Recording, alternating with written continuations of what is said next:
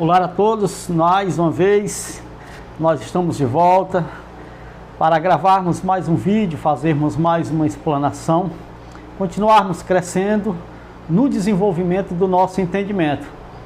A você que está chegando agora no canal, aos novos inscritos, meu muito obrigado. Vamos caminhar caminhando junto no desenvolvimento do nosso entendimento em relação às verdades da Escritura. Tá bom? Um grande abraço a vocês. Você que não é inscrito no canal, inscreva-se no canal, é de graça, tá bom? Ao se inscrever no canal, você vai clicar no sininho e vai clicar na opção todas. Sempre que nós postarmos um vídeo, a plataforma irá comunicar você, tá bom? O YouTube irá comunicar você que tem novo vídeo no canal. Para isso acontecer, você precisa se inscrever, tá bom? Se inscreva no canal, divulgue esse canal, comente sobre esse canal, mostre esse canal a quem você quiser e puder, tá bom? Meu abraço a você. Vamos entrar em um tema difícil, complexo, tá? Mas um tema necessário, um assunto muito importante, importantíssimo, e que necessita do entendimento daquilo que é a verdade da Escritura sobre este assunto, tá bom? Vamos lá. Então o tema é esse: se o preterismo é completo, o que há para nós? Se o preterismo é completo, o que há para nós? Vamos discorrer sobre esse assunto, sobre esse tema difícil, de difícil aceitação. Não julgo de difícil entendimento, mas enfim, o texto base está na carta de Shaul a Éfeso, aos irmãos de Éfeso, capítulo 2, versículo de número 6 e 7. Carta do famoso Paulo, do português, não é isso? Paulo, capítulo 2, versículo de número 6 ao versículo de número 7. Tome nota do tema e tome nota do texto base. Se o preterismo é completo, o que há para nós? Vamos ver? Está curioso? Vamos lá no entendimento. Efésios, capítulo de número 2, versículo de número 6 e 7. Vamos ler a palavra. Diz: e algo nos ressuscitou com Cristo, e com ele nos fez assentar nas regiões celestiais em Cristo e ao Rúshua. Verso 7. Para mostrar. Para o que, irmão Tonelson? Para mostrar. Para mostrar nos séculos que hão de vir. Para mostrar nas eras que hão de vir, para mostrar nas gerações que hão de vir, para mostrar no novo aion que há de vir. Tudo isso é a mesma coisa, para mostrar nas eras que hão de vir a incomparável riqueza da sua graça, demonstrada em sua bondade para conosco, em Cristo e ao Rúshua. Ponto. Conosco quem? Quem Paulo se refere quando ele diz conosco? Essa simples colocação temporal da escrita, ela é importante. Por quê? Porque ela vai nos mostrar a quem o autor se refere. Quando ele disse para demonstrada, né, sua graça demonstrada em sua bondade para conosco em Cristo e ao Rúshua. Para conosco, Paulo, o escritor Paulo, no caso, se inclui. Significa dizer o quê? Que a graça, aquela graça foi demonstrada. Seria demonstrada nas gerações que haveriam de vir. Ele disse em sua bondade para conosco. Ele, Paulo, e os seus leitores, e os receptores da carta, e os irmãos de Éfeso. Significa dizer o quê? Que em relação a nós, a graça que foi demonstrada em relação a nós, aquela graça que foi aplicada a eles, que foi dada a eles, que foi estendida a eles em relação a nós, essa graça seria apenas para demonstrar. Nós simplesmente a conheceríamos. Não era para ser aplicada em nós. O irmão leu o versículo de número 7. Ele disse, E algo nos ressuscitou com Cristo, e com ele nos fez assentar nas regiões celestiais em Cristo e Yahushua, para mostrar nas eras que hão de vir. Ah, irmão, não era para aplicar nas eras que haviam de vir, não. O texto está falando para mostrar. Ficou sendo mostrada nas eras que haveriam de se suceder após aquela era. O irmão conseguiu entender o fio da meada? Então é isso. A graça que foi aplicada a eles, Paulo disse conosco, ele e os irmãos de Éfeso, aquela graça não seria aplicada em nós, mas seria mostrada a nós. A bondade, a misericórdia, em sua bondade para conosco em Cristo. Em Cristo, a graça os alcançou. E ela ficou escrita e entendida, para que fosse o quê? Mostrada para nós, nas eras que haveriam de vir. Ah, irmão, não era para nós vivermos aquela graça. Aquela graça não nos alcançaria. Aquela obra não nos atingiria. Não. O que ela faria então conosco? Ela seria mostrada. O resultado dela. O resultado da obra do Pai em Cristo para com os seus filhos seria mostrada para todos nas eras que se sucederiam. Teve Shaul para frente. Essa graça, ela não seria aplicada. Aquela obra não seria aplicada. Aquela obra não nos alcançaria, não nos atingiria. Por quê, irmão Otonel? Vamos ver. Vamos ver, entrar no entendimento. Muito bem. O grande problema da aplicação da obra de Cristo é que ela não foi feita em nós. Então, o preterismo completo, ou a escatologia consumada, mostra com perfeição quais pessoas receberam aquela obra e por quê. Então, a obra de Cristo, ela não foi aplicada ou não seria aplicada em nós. Porque ela teve um público-alvo. Ela teve as pessoas.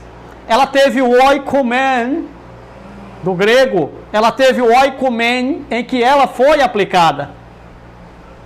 Mas ela serviria para nós em que sentido? Para nós ver, porque era para se mostrar. Ele disse para mostrar. Se é para mostrar, é para você ver. Deixa eu mostrar uma coisa para você aqui. Não vai ser seu. Você não vai beber da água que está aqui. Esse copo é meu. E eu só está fazendo o que então? Estou mostrando para você. Para você ver que eu ganhei de presente do Dia dos Pais. Olha.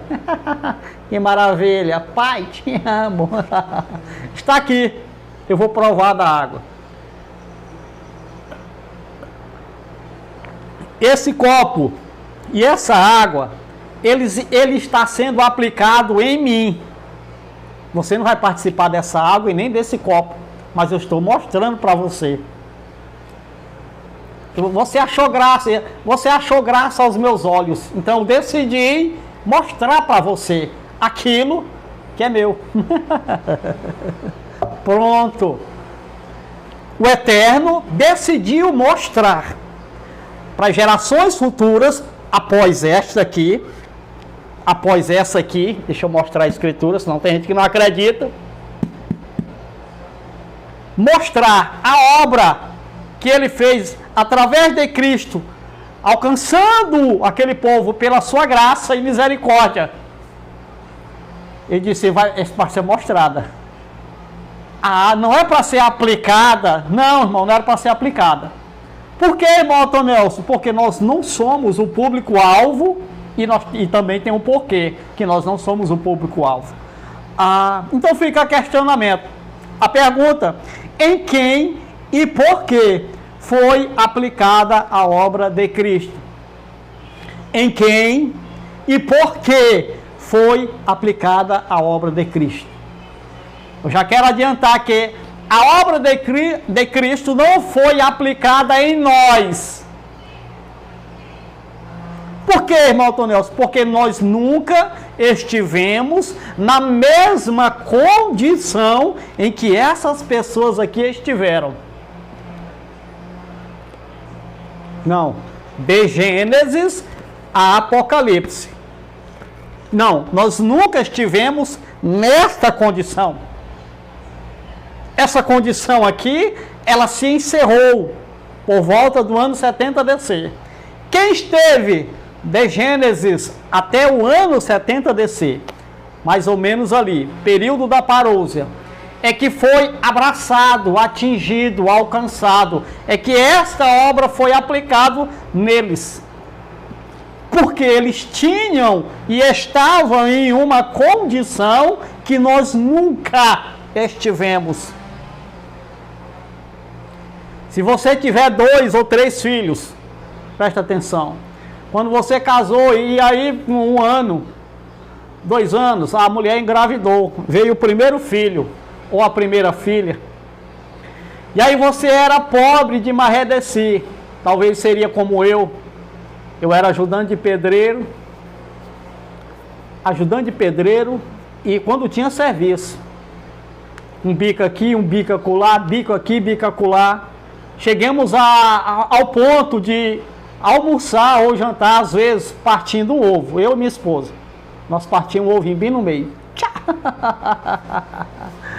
Períodos difíceis, não só na minha vida, mas talvez na sua também. Então veio o primeiro filho.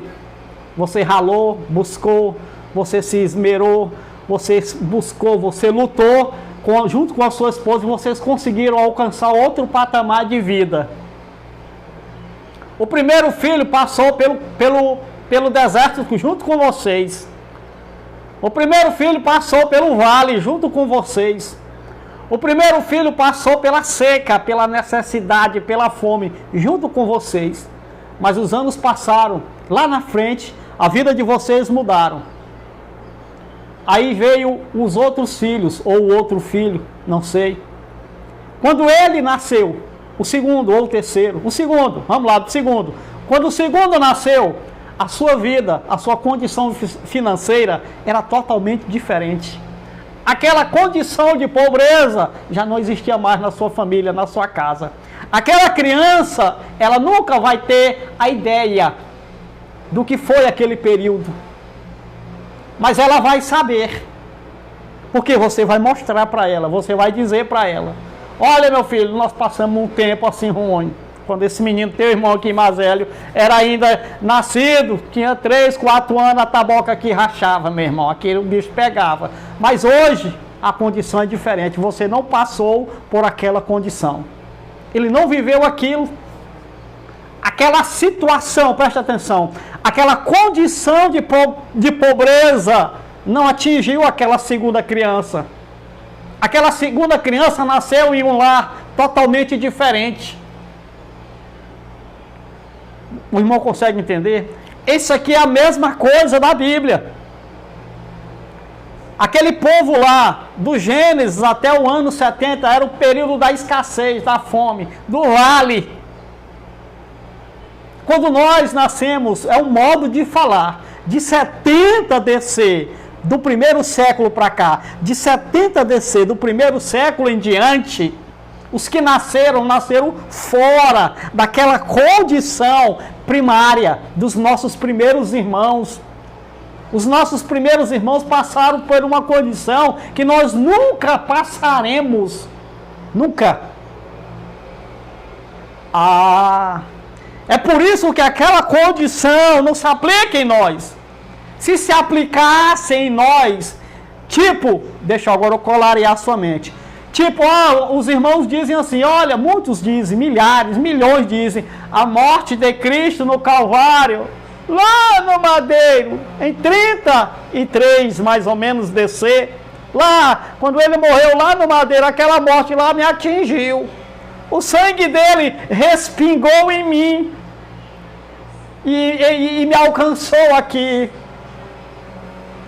Irmão, isso aí, uma pessoa que fala algo assim, é uma pessoa que está totalmente fora da realidade das coisas, da verdade da Escritura.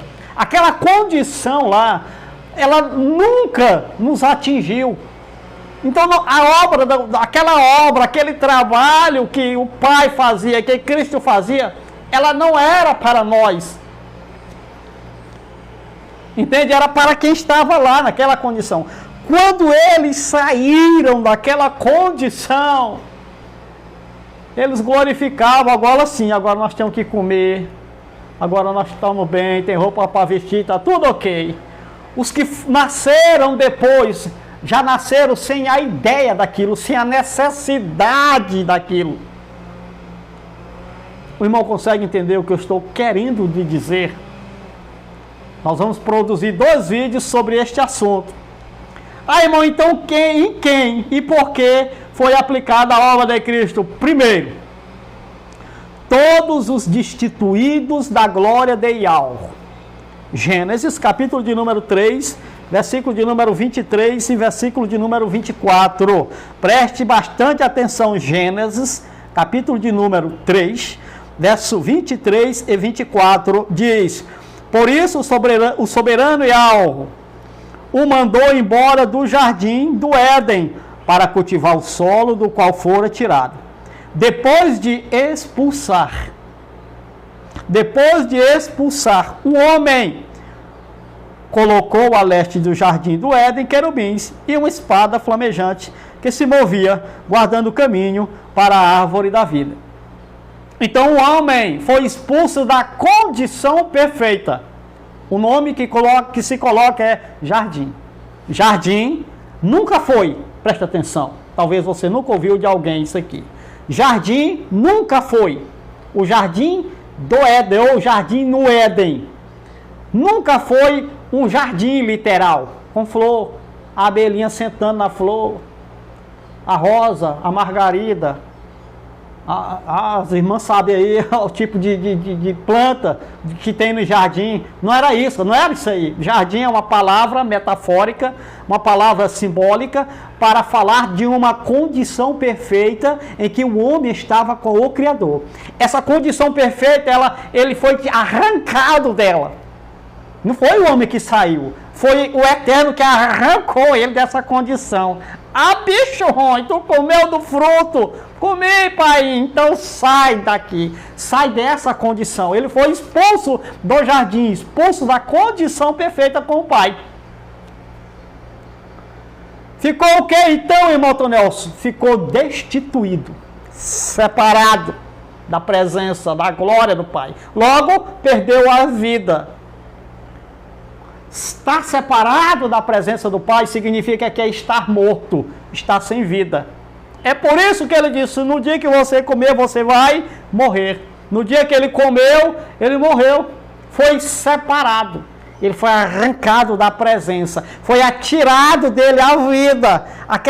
A vida é a condição perfeita com o pai. Não é literal, vida literal. Porque a vida natural é da natureza. Ela é natural. Adão e Eva viveriam, sabe lá quanto tempo, mas morreriam. Eles não iam virar pedra. Não, irmão Nelson, não vira pedra e nem capelobo, que nem índio vira. Irmão Nelson, então ele foi expulso da condição perfeita com o pai. Logo o nome é jardim, logo o nome é vida. Perdeu a vida, perdeu a condição perfeita. Ficou o que então o homem, irmão Nelson? O homem ficou destituído da glória, ficou destituído da presença do Pai. Logo o nome que se chama é morte. Estar fora da presença do Eterno é estar morto. Então essa morte ela passou a todos os homens e tal. Vamos ver. Isso, irmão Nelson, sim. Eles ficaram destituídos, separados do Eterno. Quem o expulsou? Ele expulsou. Como é que ele foi, irmão? Ele chegou lá e desceu um colinho nele, botou para correr, meteu um chute na bunda dele, desceu o chicote, correu atrás dele, sai daqui. Não, porque não era um lugar, meu irmão. Presta atenção, a sua mente infantil, de neném, A sua mente de criancinha, que foi criada, manipulada no jardim da infância, não consegue alcançar esse entendimento. Era uma condição em que eles estavam, não tinha jardim, eles estavam era na terra. O que acontece é a condição em que eles estavam, que era perfeita. Essa condição, eles foram expulsos dela por causa do pecado. Logo, eles ficaram destituídos da glória, separados. O nome que se deu foi morte. A morte adâmica, a morte adeana, a morte que passou a todos os homens, como você queira chamar. Não é morte literal. Não foi morte literal. A morte literal, ela ainda não tinha acontecido com Adão e Eva. Mas o Eterno já tinha matado um animal por lá, para fazer peles, para vestir Adão e Eva. Agora, entender se isso é simbólico ou literal, aí é outra coisa, tá? Mas vamos lá aqui no nosso entendimento, viu? Como uma coisa puxa a outra. Vamos lá. Romanos capítulo de número 3, versículo de número 23. Olha o resultado. Romanos capítulo de número 3, versículo de número 23. Romanos capítulo 3, versículo de número 23. Diz: pois todos pecaram e estão destituídos da glória de Yahweh. Todos pecaram. Quando Paulo escreve, é depois do madeiro. Presta atenção aqui agora, porque tem gente que confunde as coisas, simples coisas confunde. Quando Paulo, Shaul, escreve, décadas e décadas depois da morte de Cristo no madeiro. Mas quando ele recebe a revelação, ele escreve aos Romanos, capítulo 3, versículo 23. Pois todos pecaram e estão destituídos da glória de Yahweh. Aí você disse, irmão, agora eu lhe peguei. Você tem vídeo aí dizendo que a morte, o diabo foi vencido. Não havia mais o pecado, porque a lei foi tirada. E Paulo diz, pois todos pecaram e destituídos estão da glória de Yahweh. Como é que é isso? Ora, irmão, o pecado é amatia. Antes de se estabelecer a lei de Moisés, uma anomia, já o pecado amatia já estava rolando no mundo, fazia séculos e séculos, E a morte já estava imperando, E os homens já estavam destituídos, da glória do Eterno fazia tempo. Então Shaul apenas traz a revelação. Ele recebe de Cristo, ele diz, não, pois todos os pecados estão destituídos, estavam, irmão, destituídos da glória de Yahweh. Não tinha ninguém com ele. Não tinha ninguém com ele. Todos é quem? Todos. Todos quem? Todos que pecaram. Quem foi o único homem na terra que palmilhou, que esteve na terra, o único homem que esteve e está na terra, que esteve e está na terra. Homens, qual homem que nunca pecou? Não existe nenhum. O único foi Cristo, o Filho do homem, Yahushua, o homem de Nazaré.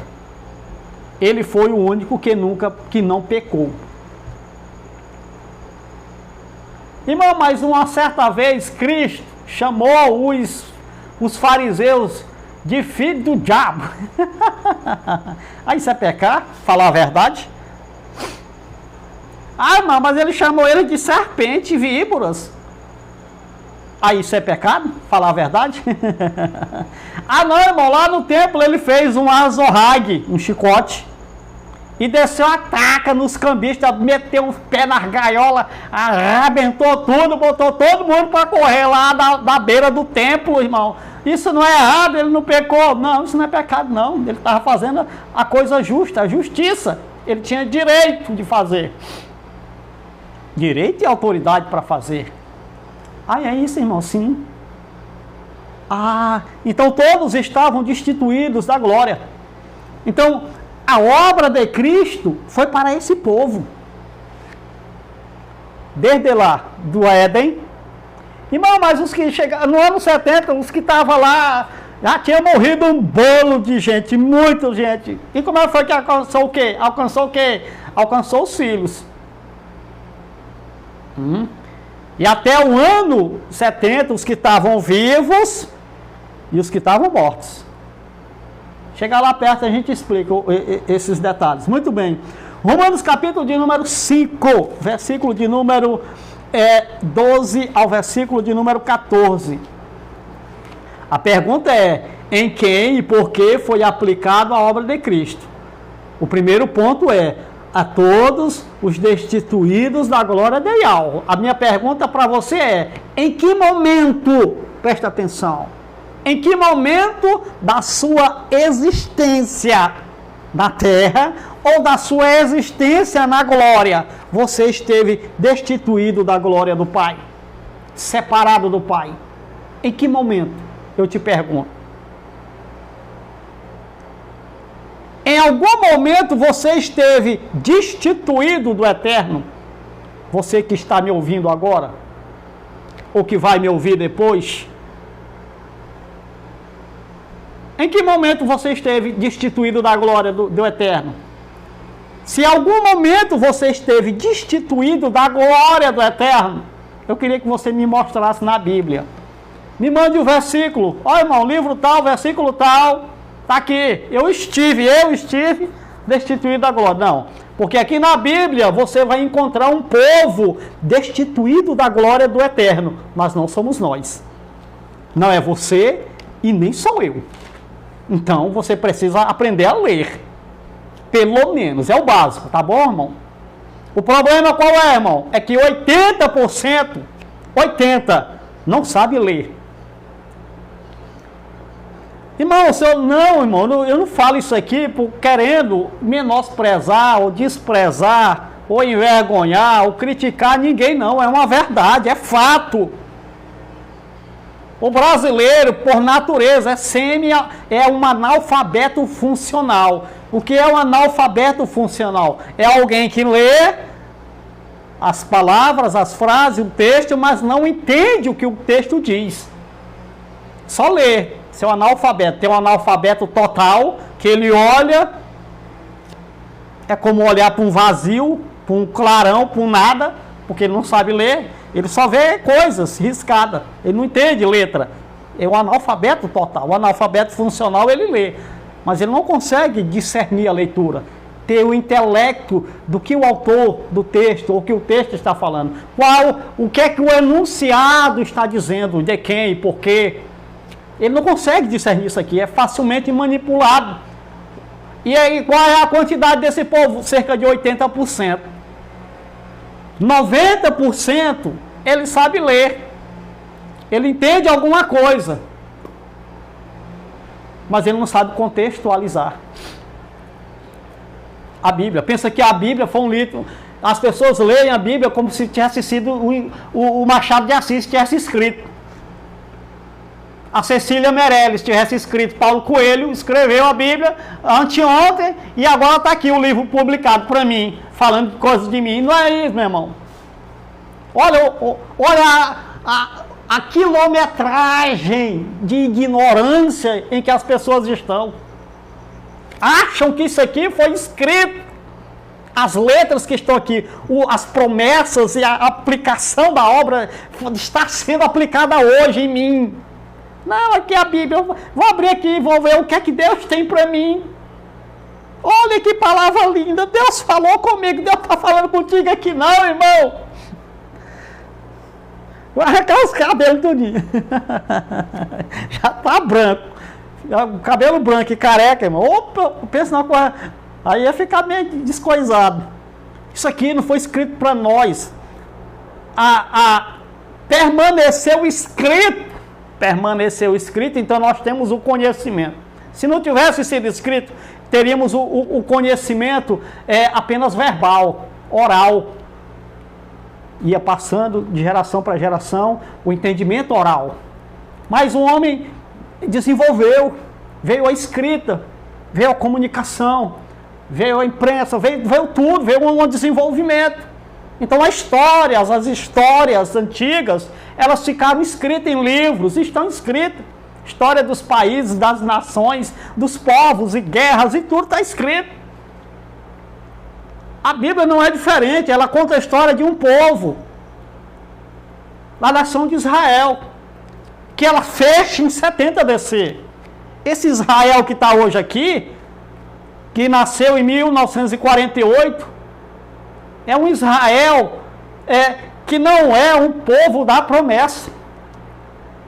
Eu não sou antissemita, eu não tenho nada contra, absolutamente contra, pelo contrário. Israel é um povo sábio, entendido, é o país mais tecnológico do mundo em segurança. É Israel, irmão, uma potência mundial, mas não tem nada a ver com a Bíblia, aquele lá. Aí, o que tem lá é ignorância religiosa também. O que tem lá é religião, briga religiosa, só isso. Isso aqui é um livro consumado, que não diz respeito a nós em relação à sua aplicação. Nós estamos tendo o conhecimento daquilo que foi a obra do Pai para um povo e em um determinado tempo da história. Aconteceu.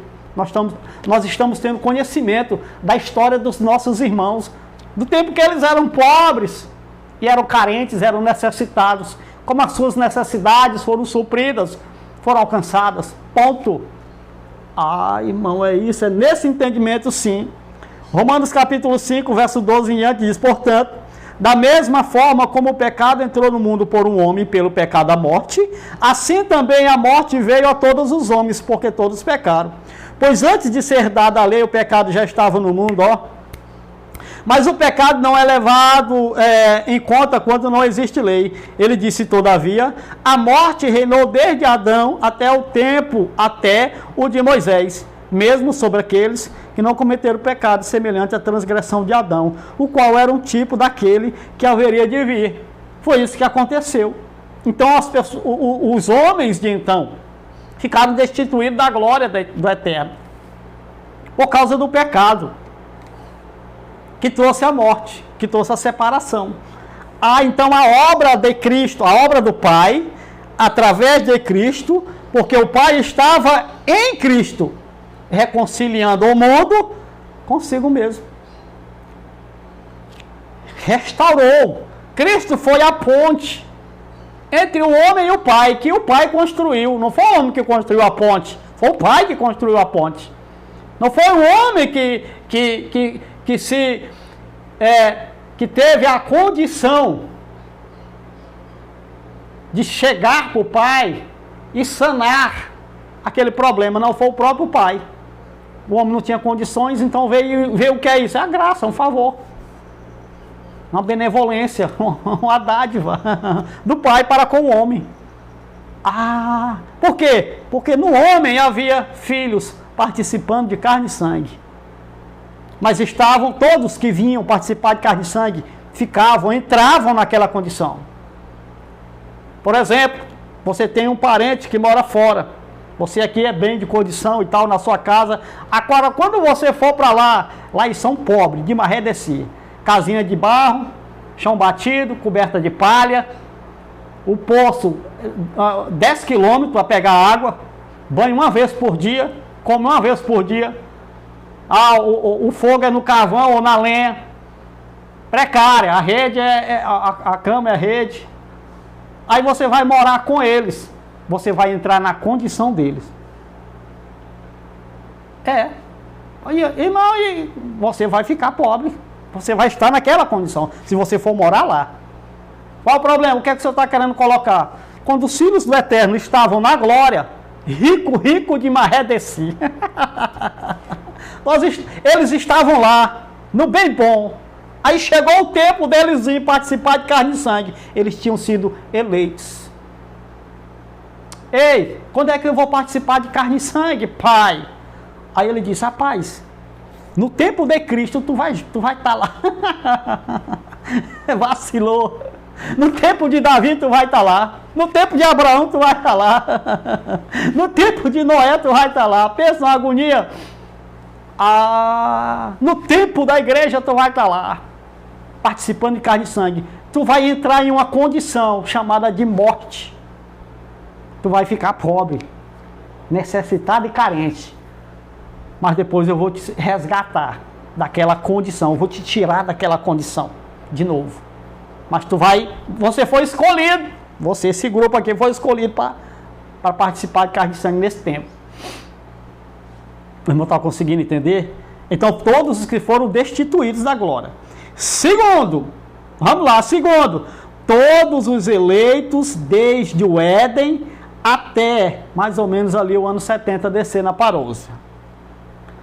Foram o que, irmão? Em quem e por que foi aplicada a obra de Cristo. Em quem e por que foi aplicada a obra de Cristo. Primeiro, todos os destituídos da glória de Yahweh. Segundo, todos os eleitos desde o Éden até 70 descer. Naquele inteirinho ali. Vamos lá, Efésios capítulo de número 1. Efésios capítulo de número 1, versículo 4 ao 6 e o versículo de número 11. Efésios capítulo de número 1, versículo de número 4 ao versículo de número 6. Presta atenção na leitura. Eu disse, todos os eleitos desde o Éden até 70 descer. Neles foi aplicada a obra de Cristo. Presta atenção, Efésios capítulo 1, versículo de número 4. Diz, porque Yahweh nos escolheu nele antes da criação do cosmo, do mundo. Nos escolheu quem? Você que está lendo hoje, presta atenção, meu irmão, presta atenção no que você está falando. Ele não te escolheu coisa nenhuma antes da fundação do mundo, para estar naquele tempo. Ele te escolheu para estar hoje, em outra condição. Você foi eleito, mas não foi para estar aqui nessa condição. Isso aqui não diz respeito a nós. Essa eleição aqui não é a sua. Você está fora disso aqui. Nós estamos fora. Nós estamos conhecendo o período de uma eleição de nossos irmãos que vieram participar de carne e sangue. Ele diz, porque Yahweh, verso 4, nos escolheu nele antes da criação do mundo para sermos santos e irrepreensíveis em sua presença. 5, em amor, nos predestinou. Em amor, eles foram predestinados? Sim. Nos predestinou para sermos adotados como filhos, por meio de Yahushua Cristo. Cristo fez a ponte e eles foram de novo recambiados para a família espiritual. Estava separado. Então o nome que se coloca é adoção de filho. É como se tivesse adotado novamente. E voltou a ser filho, a estar ligado com o pai. O glória em amor nos predestinou para sermos adotados como filhos por meio de Yahushua Cristo, conforme o bom propósito da sua vontade. 6, para o louvor da sua gloriosa graça, a qual nos deu gratuitamente no amado. Abençoado. Versículo de número 11, ele disse, nele fomos também escolhidos, tendo sido predestinados conforme o plano daquele que faz todas as coisas segundo o propósito da sua vontade. Eles foram predestinados, eles foram eleitos, eles foram escolhidos antes da fundação do mundo, para que a graça de Cristo, o amor de Cristo se manifestasse neles. Irmão. Por que, irmão Tonelson? Quando eles vieram, entraram na condição de morte. Ainda não tinha acontecido a parousia. A morte ainda seria o último inimigo a ser vencido. O irmão lembra do tema passado? A morte foi o último inimigo a ser vencido. Nós vamos mostrar aqui para você. Está aqui. Tá bom? Se não nesse vídeo, no próximo. Então era essa a condição? Sim. A todos os eleitos, desde o Éden até 70 descer. Não, mas no tempo de Cristo, alguém pode perguntar. No tempo de Cristo, aqueles lá já tinham morrido tudo, que estava lá, que vieram do Éden, que vieram do tempo de Noé, de Davi, de Abraão, que vieram do tempo dos patriarcas e tal. Já tinham morrido tudo, aqueles eleitos, já. Mas eles estavam retidos na morte. Estavam o que, irmão? Retidos na morte. A morte retia. era uma condição, eles não saíram daquela condição. Eles estavam querendo, gemendo, querendo voltar para a condição de filho. Ser adotado, ser um com o pai. Mas já tinha um negocinho chamado de morte, uma condição. Aí essa condição, ela só seria tirada na parousia, no último dia. Para todos os eleitos, desde o Éden até 70 descer. Efésios capítulo de número 3, versículos 5, 6 e 7. Efésios capítulo de número 3, versículo de número 5, 6 e 7 diz: esse mistério não foi dado a conhecer aos homens de outras gerações, antes de Shaul. Mas agora, no tempo de Shaul, foi revelado pelo Espírito Santo, foi revelado pelo Espírito aos santos apóstolos e profetas de Yahweh, significando que, mediante o Evangelho, qual Evangelho? Aqui só está o Evangelho. Mediante o Evangelho. Os gentios são coerdeiros com Israel. O irmão sabe o que significa coerdar? Porque eles eram coerdeiros com Israel. Quem? Os gentios, as outras gentes. Mediante o quê? O Evangelho. É por isso que Apocalipse 14, 6 precisava anunciar o Evangelho. Anunciar o Evangelho não é dizer, ei, quem quer aceitar Jesus? Isso não existe na Bíblia, isso foi inventado, irmão, pela igreja evangélica. Ei, quem quer aceitar Jesus, vem! Não, irmão, eles proclamavam o Evangelho. Olha, vai acontecer isso.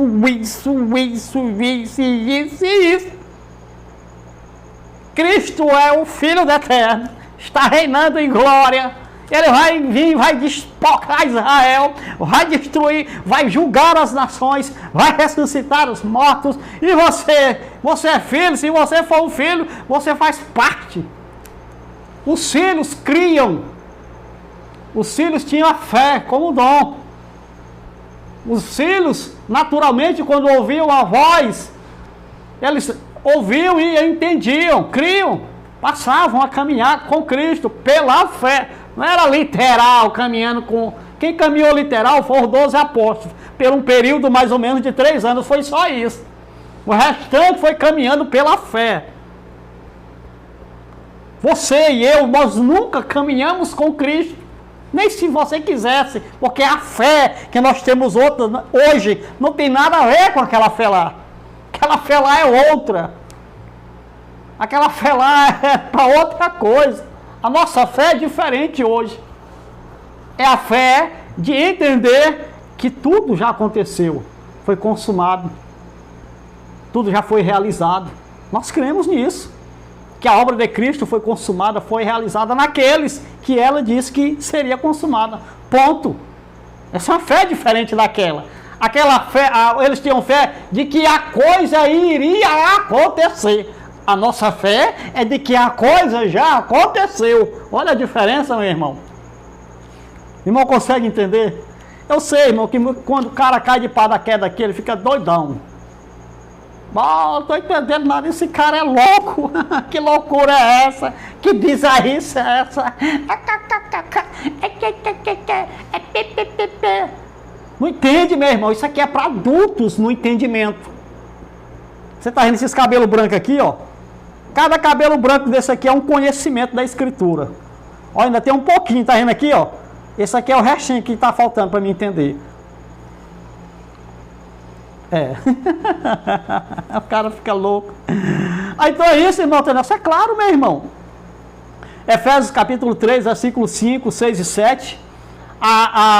Aquela glória que só os judeus pensavam que iria se manifestar só neles. Paulo disse, não, meu irmão, os gentios são co-herdeiros da mesma herança. Eles vão herdar com vocês. Co-herdeiro é quem herda com. Co-herdeiro é quando você herda com. Por exemplo, seu pai partiu e deixou uma grande herança. Você tem 5 irmãos. Você é um co-herdeiro com eles. Você vai herdar com eles a herança. É a mesma coisa aqui. Os judeus pensavam que era só eles, os bem bonzão. É só nós que vamos, é só nós os da promessa, é só nós os eleitos, é só nós os Paulo disse, não, meu irmão, vocês estão muito enganados. No meio de vocês tem muitos aí que não são nem filhos do Eterno. Romanos capítulo de número 9. Ai, irmão Tonel, isso é. Vamos encerrar com Romanos capítulo de número 9, versículo de número 22.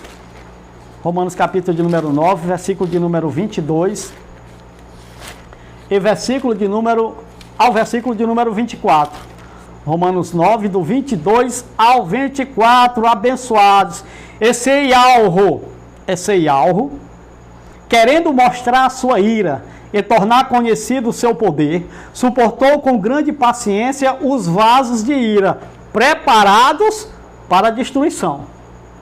É vaso mesmo, utensílio, objeto que ele fez na olaria dele lá, na Galileia? Não, irmão, ele era carpinteiro. Aí, e quem fez os vasos? O Eterno. E vaso aí não é vaso não de botar planta, irmão, botar água, areia. Não, irmão. O vaso aqui é para falar de pessoas, homens. O que é que ele está dizendo? Que tinha homens preparados para a destruição, que ele suportou com paciência. Eleitos para ser destruídos naquele tempo, com aquela geração.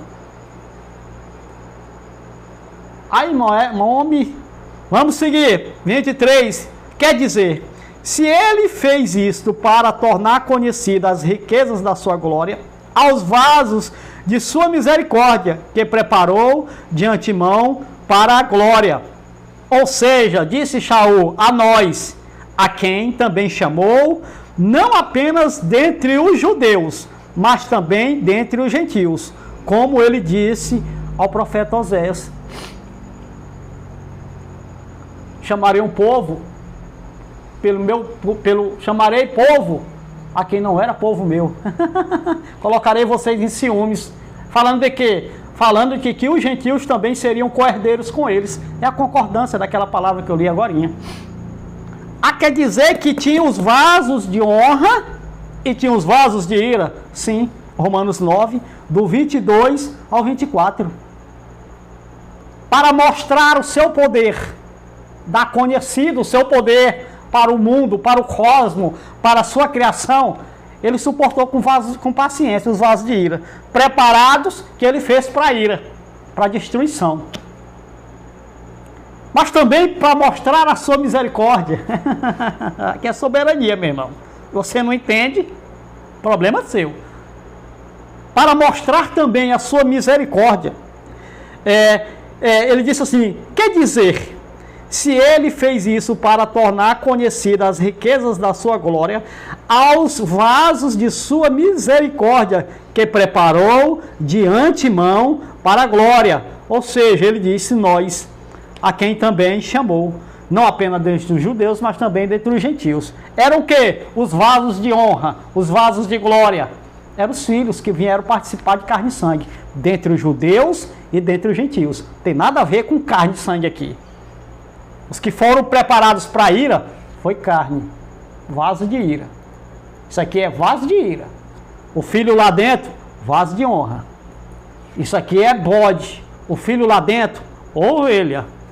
Isso aqui é joio. O filho lá dentro é trigo. Isso aqui é filho de Satanás. O filho lá dentro, filho de Ial. Não consegue discernir? Nunca confunda isso aí. Não fica achando que essa carne aqui é alguma coisa. Por favor.